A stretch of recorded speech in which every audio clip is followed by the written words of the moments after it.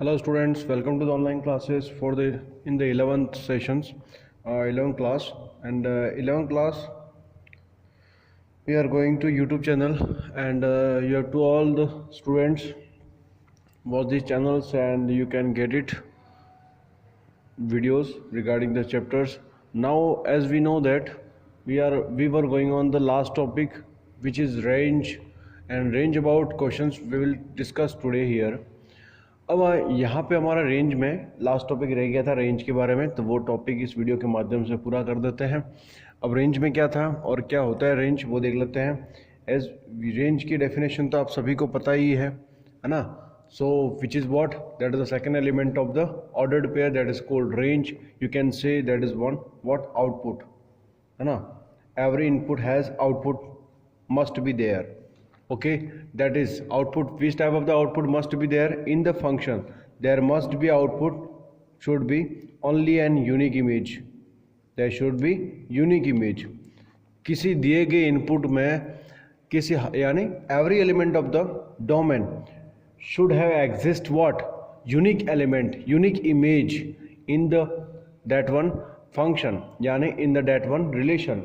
दूसरी रिलेशन के थ्रू अगर वो यूनिक इमेज प्रेजेंट करता है, यूनिक इमेज एग्जिस्ट करता है उस मैपिंग के थ्रू, तो आने वाला वो रिलेशन अपने आप में एक स्पेशल रिलेशन यानी फंक्शन बनता है। तो सपोज हमारे पास कोई रियल वैल्यूड फंक्शन है y equal to f of x. मुझे वही आउटपुट के बारे में यहाँ पे हमें फाइंड आउट करना है। जिस तरीके से आपने डोमेन फाइंड आउट करना सीखा था वैसे हम रेंज फाइंड आउट करना भी आज देखेंगे। तो एक छोटे से वीडियो में अब देखें कि कुछ बेसिक अलग अलग टाइप के मैं क्वेश्चन लेके बता रहा हूँ आपको, और ध्यान से आप अनदर क्वेश्चन भी ट्राई करें, प्रैक्टिस करें तो बिल्कुल अच्छे से हो जाएगा। इसका एल्गोरिदम क्या है ना, रेंज फाइंड आउट करने का तो एक छोटा सा एल्गोरिदम है, आप ज़रूर समझें। जिस तरीके से आपने डोमेन फाइंड आउट करना सीखा था, domain it means what, that was input value, all the possible values of the x, all the possible values of the x, that is called input यानी domain. Possible values of x, x को सभी possible values जो वहाँ पे input की जा सकती थी उसको हम डोमेन कहते थे, राइट। और डोमेन का प्रोसेस हमने ये देखा था कि इसमें वो उस पॉइंट को हमें एक्सेप्ट नहीं करना है, a point which is not defined case, जो आपको किस तरफ ले जाए, नॉट डिफाइंड केस की तरफ, तो उस पॉइंट को हम क्या करते थे, reject. That one point will be not accepted as a domain. Okay, तो accepted I mean remaining the that one points, उसके अलावा आपके जितने भी है वो सब डोमेन एलिमेंट बन गए थे। अब वो डोमेन फाइंड आउट करना हमारे लिए काफ़ी सिंपल था, बट रेंज क्या इतना ही सिंपल होगा वो हम देखते हैं। देखो भाई, अब रेंज में क्या एल्गोरिदम है, क्या वैसे ही है क्या? नो, एल्गोरिदम रेंज का थोड़ा सा अलग है। जैसा कि अगर हमारे पास कोई function y equal to f of x दे रखा है, y equal to f of x दे रखा है, तो उसकी रेंज कैसे फाइंड आउट करें? तो देखें भाई, इसमें सबसे पहला स्टेप आपको यही करना है, जिस तरीके से आपके लिए डोमेन फाइंड आउट करना ईजी था, है ना, वैसे ही रेंज निकालना भी ईजी हो सकता है। वैसे रेंज का मतलब क्या है कि आप जो भी इनपुट कर रहे हो आपको पता होना चाहिए कि आउटपुट क्या क्या आ रहा है। यानी अगर आपको ये मिल जाए कि मिनिमम वैल्यू कितनी है और मैक्सिमम क्या है, मिनिमम और मैक्सिमम का आइडिया लग जाए, तो आप, है ना, जो भी है उसका आप उस इंटरवल को तैयार कर सकते हो और वही इंटरवल अपना रेंज होगा, राइट। बट ये बात वही है कि मिनिमम वैल्यू और मैक्सिमम वैल्यू को हम कैसे फाइंड आउट करें, कैसे पता है लगाएं।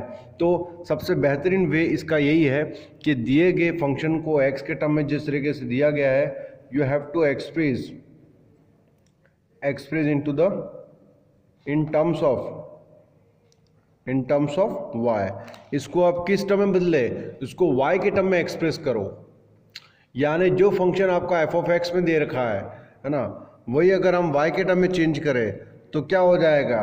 सपोज आपने y के टर्म में बदल दिया तो वो फंक्शन कुछ और बन रहा है। Suppose it can be return 5y, इसको 5 कहते हैं in terms of y। Suppose इस फंक्शन को y के टर्म में चेंज करने पर कुछ ऐसा दिख रहा है आपको, तो अब क्या होगा। अब दूसरा स्टेप बिल्कुल सिंपल है, क्या कि जब y के टर्म में फंक्शन एक्सप्रेस हो चुका है, तो जिस तरीके से हम डोमेन फाइंड आउट कर रहे थे, फॉर द एक्स, वैसे ही हम for the y, element of y find out करने के लिए यहाँ पे भी डोमेन वाला प्रोसेस आप अप्लाई करो. Okay, all the possible values of the y, possible values for the y. Y के लिए वो सभी पॉसिबल वैल्यूज ढूंढो, फाइंड आउट करो, देखो, और आपका वो वे इजीली आप वाई यानी रेंज की वैल्यूज यानी रेंज आप इजीली गेट कर सकते हैं, ऑब्टेन हो सकता है. बस एक ही कंडीशन है कि वाई के टर्म में एक्सप्रेस करने के बाद आपको क्या करना है, उसको सॉल्व करना है, और सॉल्व करना अपने को आना चाहिए, क्योंकि यहाँ पे फंक्शन अलग अलग टाइप के हो सकता है. कभी मॉड्यूलस मिलेगा, कभी रैशनल, तो कभी square function, I mean square root function. Okay, so let us see which type of the example which will be shown there and how can we do this one. Range की algorithm को हम कैसे apply करें हम देखते हैं. Let's see. Let us take one example. Example क्या है अपना? एग्जाम्पल के लिए मैं सपोज लेता हूं f of x equals to x minus 2 upon 3 minus x. आप जानते हो, आप कहेंगे सर ये तो बहुत इजी एग्जांपल है, इसमें कोई खास बात नहीं है. इट्स ओके, बट छोटे से एग्जांपल के लेवल से हम आगे बढ़ेंगे. अब इसमें क्या है, डोमेन क्या है इसका? डोमेन तो आप इजीली फाइंड आउट कर सकते हो कि sir all the real numbers accepting what, accepting 3 only. इसमें 3 को छोड़ के सभी डोमेन्स इसमें हो सकता है. I mean all the real values are possible values for the x excepting 3, because of 3 पे नॉट डिफाइन हो रहा है. तो उसमें कोई दिक्कत वाली बात नहीं है, हम समझ चुके हैं. Because of denominator of the rational should not equals to 0, that is y x should not equals to 3. So we can say this one. But now range के लिए क्या करें? So let us rewrite. एक बार इसको दोबारा अपन लिखते हैं. इफ दैट, इसको रीराइट करने पर क्या हो जाएगा, y equal to f of x equals to x minus 2 upon 3 minus x, then term express into the terms of y. Try करो कि इसको आप y के टर्म्स में हम चेंज कर सके. तो कैसे होगा देखो भाई, मल्टीप्लाई कर लेते हैं. 3y minus x y equals to x minus 2. Okay, तो क्या हो गया भाई, है ना, 3y minus x y equals to x minus 2 हो जाता है इसमें. तो ये क्या हो जाएगा, 3y इक्वल्स टू 3y, हम x वाले टर्म्स को साइड में कर देते हैं सेपरेट, ताकि हम यहाँ पे y के टर्म में इसको चेंज कर सकते हैं. तो 3y plus 2 equals to x plus x y. Clear? तो यहाँ पे ये क्या हो जाएगा, it will be change into the y terms, 3y plus 2, और यहाँ से अगर आप x को कॉमन आउट निकाल लेते हो, ये क्या बन जाएगा, 1 plus y, right? Then output will be 3y plus 2 upon 1 plus y equals to x. Now we are clearly get into the terms of y. अब देख लो, हमने दिए गए फंक्शन x को, x के टर्म में दिए गए फंक्शन को किस में एक्सप्रेस किया, y के टर्म में चेंज कर दिया. अब आप डायरेक्टली इसमें ऑब्जर्व कर सकते हो कि which value are the possible for the y के लिए कौन कौन से वैल्यूज यहाँ पे पॉसिबल है. तो आप कहेंगे सर y की वैल्यू लाइक ए डोमेन की तरह, इसमें हमें डोमेन की तरह बिहेव करना है. जिस तरीके से हम डोमेन के लिए मेथड है, यानी हम सोचते थे कि कौन कौन से पॉसिबल वैल्यूज हो सकती है, वैसे यहाँ पे भी कहानी वही हो गई, क्योंकि x के टर्म में आने वाले फंक्शन को y के टर्म में चेंज कर चुके हैं हम. तो अब हमें वही y के सभी पॉसिबल वैल्यूज को देखना है. तो क्या हो जाएगा भाई, तो यहाँ पे all the real numbers accepting 1 only, sorry minus 1, यानी -1 को छोड़ करके कोई भी रियल नंबर पॉसिबल है, यानी x assumes all the real numbers for all the here y. जिस तरीके से x में था वैसे y में, लेकिन एक्सेप्टिंग -1. क्लियर? तो रेंज क्या हो जाएगी अपनी, रेंज यही है अपनी, है ना, all the real numbers accepting -1. इसको आप कैसे लिख सकते हो, इसको आप ऐसे भी लिख सकते हो, -∞ टू +∞, एक्सेप्टिंग -1. कोई दिक्कत नहीं है. तो ये एक छोटा सा एग्जांपल था, सही है ना. अब दूसरा एग्जांपल ऐसा देख लेते हैं. Let us see one more example, है ना. नेक्स्ट एग्जांपल रूट वाला ले लेता हूं. Look at here, this one are 2 examples in which one is the square root function and second one also similar function as last. ये भाई rational function है और जिसमें अपने पास पॉलिनॉमियल की फॉर्म में है, तो यहाँ पे इसको सॉल्व करना कोई दिक्कत नहीं, जिस तरीके से अभी हमने चेंज किया वैसे इसको भी हम सॉल्व कर ही सकते हैं. So let us take first of this one. इन दोनों में से हम इसको उठाते हैं. Let us take this one and then we will see this for this all the square root type of function. तो ये जो थर्ड है अपना ये वाला एग्जाम्पल, इसको कैसे करना है, लुक एट हियर. तो पहले तो आप ये देखें कि किसी भी दिए गए फंक्शन का रेंज हमें फाइंड आउट करना हो ओनली, फिर भी हमें एक बार डोमेन के बारे में ज़रूर फाइंड आउट करना चाहिए, डोमेन ज़रूर फाइंड करना चाहिए. क्योंकि कभी कभार यानी मोस्ट ऑफ केसेस में ये भी होता है कि डोमेन बेस्ड ही होता है रेंज. रेंज फाइंड आउट करना इट मीन्स हमें ये डोमेन बेस्ड ही रेंज को कैलकुलेट किया जाता है यानी फाइंड किया जाता है, क्योंकि रेंज डिराइव होता है डोमेन के हिसाब से. अब ये देखते हैं कि इसको करना कैसे है. तो let us take 3/2 - x square दे रखा है, तो इसको उठाएंगे. तो सबसे पहले इसको y के टर्म में चेंज करने के लिए दिए गए फंक्शन को y से कंपेयर करते हैं. तो क्या हो जाएगा, जैसे मल्टीप्लाई करेंगे तो 2y - x square y = 3, right. अब क्या हो जाएगा, मुझे y के टर्म में ही चाहिए, तो y वाले टर्म्स को साथ में कांस्टेंट वाले को चाहो तो आप एक तरफ कर दो और x वाले को एक तरफ कर दो. इससे क्या होगा, इससे यही होगा कि हम x को फ्री कर देंगे y के टर्म में. जैसे आप फ्री करना चाहोगे 2y - 3 अपन y हो गया और इधर बच गया x स्क्वायर. इससे x की वैल्यू कंप्लीटली y के टर्म में चेंज हो गई, बट यहाँ लग गया root, that will be x. Clear भाई, यानी x की वैल्यू यहाँ पे y के टर्म में कंप्लीटली एक्सप्रेस्ड हो रही है. नो प्रॉब्लम, प्लस माइनस यहाँ लग जाएगा. Okay, that is a square root function. अब यहाँ पे चेंज हो रहा है. अब हम ये अच्छी तरीके से जानते हैं कि जब फंक्शन स्क्वायर रूट हो जाता है तब क्या होगा, स्क्वायर रूट होने पर क्या होता है. सो देखो भाई, इसके बारे में थोड़ा सा और हम ये भी हम पहले डोमेन फाइंड आउट किया जब हमने स्क्वायर रूट फंक्शन में, तब हमने देखा भी था. तो जब भी फंक्शन स्क्वायर रूट में है इट मीन्स हमें ये पता है कि that should be square root of that value. Okay, it means that should be always positive, है ना. तो ये हमेशा पॉजिटिव ही होगा.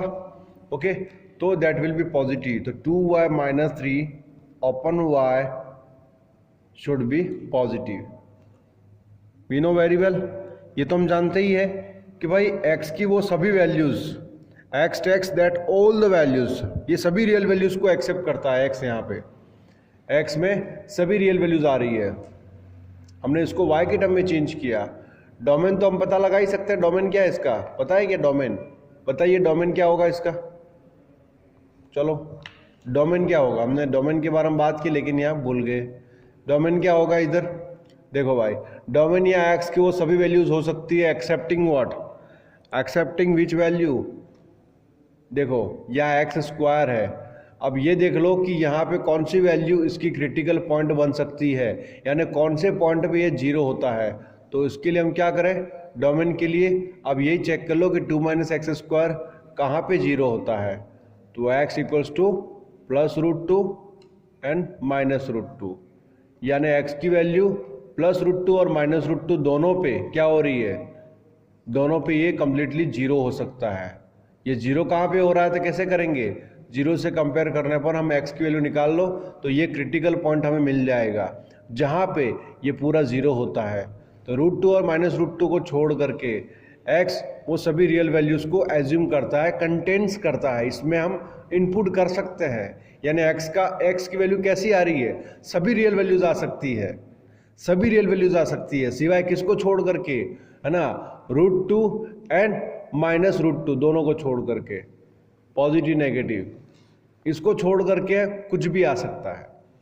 ओके, लेकिन ये कब पॉसिबल है, when it will B positive, जब ये ओनली वैल्यूज क्या होगी, पॉजिटिव होगी, ओनली दिस वन. तो जब ये पॉजिटिव होगा, तो अगर ये पॉजिटिव होगा तो y के कौन कौन से वैल्यू पे ये पॉजिटिव होगा वो भी तो हमें देखना है.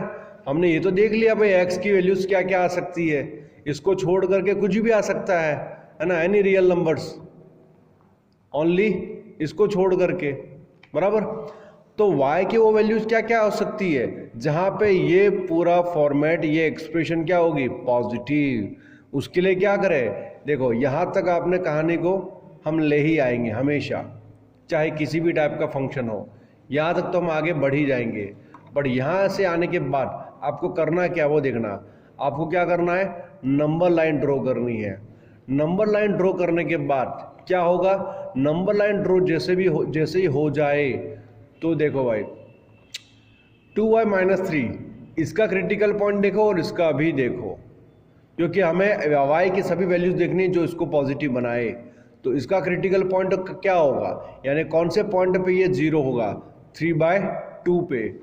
तो एक तो हो गया 3/2, और y किस पे होगा, वो तो एग्जैक्टली 0 पे ही है, यानी एग्जैक्टली 0 पे नॉट डिफाइन हो रहा है, इसलिए इसको ओनली पॉजिटिव लिया है। पता है ना, ये तो नहीं तो ग्रेटर देन इक्वल टू ले सकता था मैं। अब देखो ये दोनों क्रिटिकल पॉइंट है, और इस तरफ क्या होगा, प्लस इन्फिनिटी, और इस तरफ माइनस इन्फिनिटी। बस आपको तो ये देखना है कि दैट शुड बी पॉजिटिव। तो 3/2 से, यानी ये पूरा इंटरवल जो है अपने पास माइनस इन्फिनिटी से इन्फिनिटी तक का, वो 3 पार्ट्स में, 3 डिसजॉइंट में डिवाइड हो रहा है। 3/2 से उस तरफ है ना, 0 से उस तरफ, यानी इसके लेफ्ट साइड, उसके राइट साइड, और इन दोनों के बीच का इंटरवल। इस तरीके से 3 सेक्शन बन रहे हैं अपने पास, 3 सेक्शन बन रहे। आपको ये देखना है कि कौन सा सेक्शन में किस टाइप की वैल्यूज आती है, यानी कौन सा सेक्शन पॉजिटिव है, कौन सा नेगेटिव है, कौन सा पॉजिटिव है, यही देखना है। तो देखो कोई भी एक वैल्यू लेकर के देख लो, आप यहाँ से शुरुआत करें पहले सेक्शन में। तो 0 से माइनस इन्फिनिटी के बीच में वैल्यू आप -1 ले लो, -1 लिया तो -2, -3, -5 अपन -1 यानी पॉजिटिव हो रहा है, यानी यहाँ पे सेक्शन पॉजिटिव है। तो अल्टरनेटली चेंज होता है वैसे तो, इसका मतलब यहाँ पे भी पॉजिटिव होगा। अच्छा, इसके बीच में मैंने छोड़ दिया, यानी ये नेगेटिव हो रहा है। Let us check it, negative हो रहा है तो देखो भाई 1 देख लेते हैं, इनके बीच में 1 आता है ना, 1, तो लेट्स 1, 2 - 3 -1 अपन 1 माइनस हो रहा है, जी हाँ, तो ये नेगेटिव हो रहा है। बाकी रिमेनिंग सेक्शन में क्या हो रहा है, पॉजिटिव। हमें तो यही तो चाहिए कि y के कौन कौन से वैल्यू जहाँ पे पॉजिटिव दे रहा है, तो ये इंटरवल और ये इंटरवल दोनों सेक्शन कैसे है, पॉजिटिव वाले। तो अपना रेंज का आउटपुट, यानी रेंज क्या हो जाएगी, रेंज हो जाएगी -इन्फिनिटी से 0 इंक्लूड हो सकता है क्या, no, according to this expression should not equals to 0, यानी 0 नहीं हो सकता। और यहाँ पे भी आप देख सकते हो कि भाई x की ऐसी कोई वैल्यू है जहाँ पे ये इसको 0 बना दे, y की वैल्यू 0 लाए, नॉट पॉसिबल। और यहाँ से भी देख सकते हो आप कि y की वैल्यू 0 पॉसिबल नहीं है, तो ये हम 0 को इंक्लूड नहीं करेंगे, ओपन ले लिया। फिर ये वाला सेक्शन कूदना पड़ेगा, ये तो छोड़ना ही पड़ेगा, तो इसको लगा देते हैं union remaining intervals. Next interval कौन सा है, 3/2। 3/2 पे कोई दिक्कत नहीं है, ये 0 हो रहा है, तो 0 से हमें कोई प्रॉब्लम नहीं है, बट यहाँ 0 लेने पर ज़रूर प्रॉब्लम था। तो 3/2 इंक्लूड होगा, 3/2 इंक्लूड होगा टू इन्फिनिटी, क्लियर। यहाँ पे 3/2 इंक्लूड होगा, दोनों पॉजिटिव सेक्शन से। देख लो भाई आराम से, है ना, दैट शुड बी पॉजिटिव। और x वो सभी रियल वैल्यूज देता है, तभी दे सकता है जब ये पॉजिटिव होगा। जब ये पॉजिटिव मुझे बनाना है, यानी पॉजिटिव है ये, तो कब होगा पॉजिटिव, y के कौन कौन से वैल्यू पे होगा हम जज नहीं कर सकते। अब जस्टिफाई करने के लिए क्या करें, नंबर लाइन पे इसको, इनके क्रिटिकल पॉइंट्स को डाल दो आप, फिर सेक्शन वाइज देख लो किसी एक पॉइंट पे कि भाई ये पॉजिटिव दे रहा है, नेगेटिव कौन कौन से सेक्शन में पॉजिटिव हो रहा है, कौन सा सेक्शन नेगेटिव हो रहा है। जैसे साइन लग जाए, सिंबल लग जाए, आपके पास इंटरवल तैयार। ये तो सिंपल एल्गोरिदम है ना। ऐसा हम रूट वाला भी देख लेते हैं, ये रूट वाला जो है वैसे भी उसको भी उठा लेते हैं। Let's see that one first example. देखो भाई यहाँ पे ये जो क्वेश्चन है अपने पास, y = f(x) = 1/√(x - 5). अब मुझे इस फंक्शन का डोमेन फाइंड आउट करना है सबसे पहले। तो डोमेन क्या हो जाएगा इसका, ये आप जानते हो। अब इसको डोमेन लाना है इसका, तो आप पहले तो ये देखें कि यहाँ पे 1/√(x - 5) है ना। और रूट में आने वाली वैल्यूज चाहे कुछ भी हो, है ना, रूट में आने वाली values that should be always positive 0। क्या होना चाहिए, ऑलवेज पॉजिटिव, यानी पॉजिटिव होना चाहिए, that is greater than 0, it means positive होना चाहिए, ये बात का ध्यान रखना है। और इंक्लूडिंग इसके साथ साथ ये अगर ओनली यही केस है तो greater than equal to 0 no problem, but यहाँ पे 1/√x है हमेशा अगर, तो आपको क्या ध्यान रखना है, there should be x only positive, यानी ग्रेटर देन 0 ओनली। इस केस पे ग्रेटर देन इक्वल टू 0 हो सकता है, बट 1/√x है तो इस बात का ध्यान रखना है, राइट ना। अब देखो अब क्या होगा, अब x की वो कौन कौन सी वैल्यूज पॉसिबल है, तो उसके लिए क्या करें, let us okay take it x - 5 greater than 0, that should be positive, है ना। अगर ये पॉजिटिव होगा only greater than equal to 0, okay as well as win, okay we have seen, हमने देखा अभी देखो, तो इट विल बी डोमेन क्या हो जाएगा, x greater than 5, so domain will be, domain of this function will be what, 5 to infinite, that will B domain, ये इसकी डोमेन हो जाएगी, है ना, x greater than 5 it means, clear. तो डोमेन ये आ रही है इसकी 5 से इन्फिनिट की ओर। अब हम आगे बढ़ते हैं कि इसकी रेंज क्या होगी, है ना।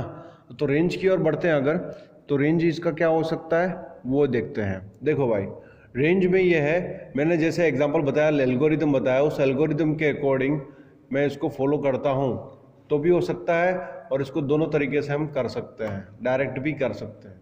अगर उस एल्गोरिदम से करना ही है तो चेक इट, ये क्या हो जाएगा, 1/y equals to √x - 5, okay. तो यहाँ हो सकता है 1/y² equals to x - 5, okay. तो 1/y² plus 5 equals to x, यानी x की वैल्यू y के टर्म में चेंज हो रही है अब, तो क्या हो जाएगा 1 + 5y² upon y² equals to x। अब ये वैल्यू तो अपने आ रही है y के टर्म में कंप्लीटली, नो प्रॉब्लम, बट इससे क्या जस्टिफाई करना थोड़ा मुश्किल हो सकता है। मुश्किल कुछ नहीं है, इससे भी इजी हो जाता है। आपको इतना ध्यान रखना है कि इसकी वैल्यू, रूट वैल्यू कभी भी नेगेटिव वैल्यू एग्जिस्ट नहीं करता है। जब यह नेगेटिव वैल्यू नहीं देगा तो ये नेगेटिव आउटपुट तो आ ही नहीं सकता। जब ये नेगेटिव वैल्यू एग्जिस्ट ही नहीं करता, नेगेटिव वैल्यू, नेगेटिव आउटपुट इसका आ ही नहीं सकता, तो फिर y यानी y की वैल्यू भी यहाँ पे कभी नेगेटिव नहीं आ सकती अकॉर्डिंग टू दिस केस।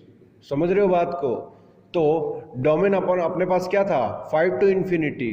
अब चाहो तो इनपुट करके भी देख सकते हो, let put y equals to 6 put करके देख लो। इसमें जैसे इनपुट किया 1 + 5 × 36 upon 36, that will be x, so no problem. आपकी वैल्यू कैलकुलेट करने पर क्या होगी, है ना, आप देख सकते हो उसमें कैलकुलेट करने पर वो आपको पता चल जाएगा। करना हो तो उसको भी कर सकते हैं, है ना, तो आपको वैल्यू इसका आइडिया लग ही जाएगा। जो कि वैल्यू किससे ज़्यादा होगा, more than 0 to infinity, y की value more than 0 to infinity होगा, यानी पॉजिटिव ही आएगा, नॉट नेगेटिव, ओके।